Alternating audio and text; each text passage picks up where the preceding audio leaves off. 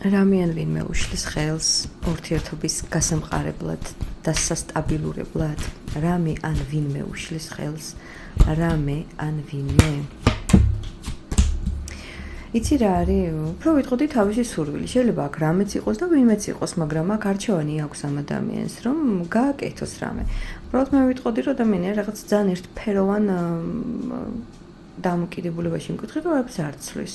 არაფერს არ ცვლის, რადგან ამ ადამიანს აი რა უჭირს ყველაზე მეტად? უჭირს უფრო დაასტაბილუროს ურთიერთობა და იყოს უფრო სერიოზული, მაგრამ სადღაც არასერიოზული არის, ეს ძალიან ისე ვთქვათ თავისუფალი ჩიტია და ამ შემთხვევაში, მოკლედ, არ განიხილავს დასტაბილურების თემას. არ განიხილავს და არ აქვს მნიშვნელობა, საერთოდ სულიერ თუ უსულო მესამე ფაქტორები იქნება თქვენს ურთიერთობაში. ის ადამიანია, ძალიან რთული ადამიანია.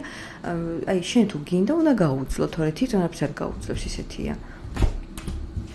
არაფერი არ უშლის ხელს, მოკლედ, რაც არ უნდა კიდევ ვიმეორებ, იყოს აქ. სულიერ და უსულო. უბრალოდ ამ ადამიანს არ აქვს სურვილი თვითონ დაასტაბილუროს და რაღაცა ერთ წრეზე არ წავიდეს ეს ყველაფერი. ვიცი, მაგაცემს ბალანსი არის დასარეგულირებელი, მას ეს შეუძლია.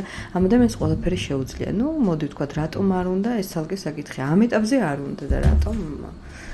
თქვენ უნდა კითხოთ ალბათ.